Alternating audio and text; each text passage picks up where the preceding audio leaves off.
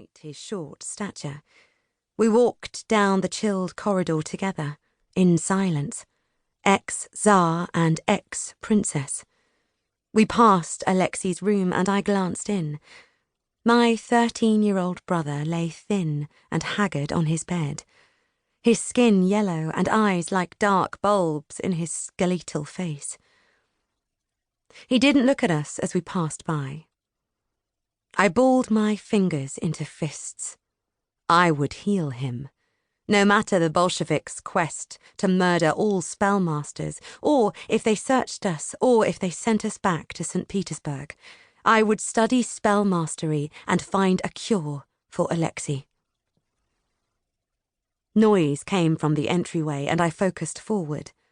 The strain of the Bolsheviks' arrival was overshadowed by the anxiety of not knowing why they were coming. We joined our guards, the ones who had been with us the past year and become our friends, in the entryway. The weathered rug cushioned our weight once we stopped. A new man stood in the doorway, filling it like a giant shadow. He was tall, with pale skin, black eyes, and an angular face beneath a mass of curly, dark hair. I'd seen his type before, at the few lavish balls and parties Mama had allowed us to attend. The type who stood on a pedestal in his mind. Usually those types were the scheming Grand Dukes or political leaders, more interested in social climbing and control than dancing or conversation. For some reason, they never seemed to like me. The warped windows into the courtyard distorted, but did not conceal, the lines of Bolsheviks standing at attention and waiting. Our chickens pecked at their Valenki boots, tearing off bits of grey felt. The Bolsheviks didn't even blink. There had to be over 100 of them. Why so many? Papa strode toward the dark-eyed man and extended a hand of greeting. "Welcome to Tobolsk, Commandant."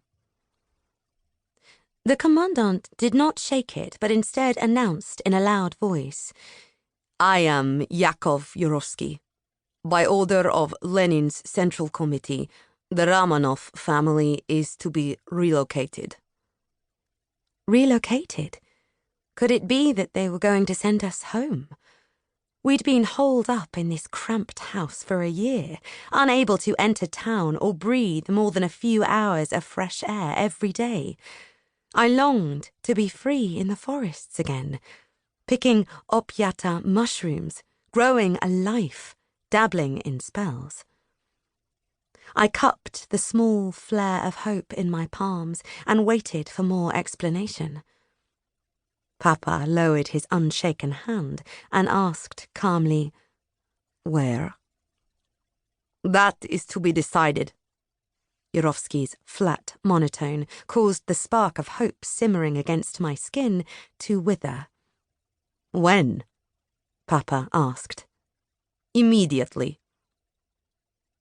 Mama sat at the edge of the room, wrapped in thick blankets and a steely expression despite her own illness. She straightened in her chair. "But our son is too ill to travel. I am ordered to remove the former Tsar without delay." Yurovsky clipped his heels, sending mud from his boots to the entry rug. "The rest of the family is not my concern." I gasped, and it echoed across the room until it turned Yurovsky's gaze toward me. He would take Papa without us? Our only solace during this time of exile had been our union, our strength as a family, the bonds of our Romanov blood keeping us from despair. Please, please, no.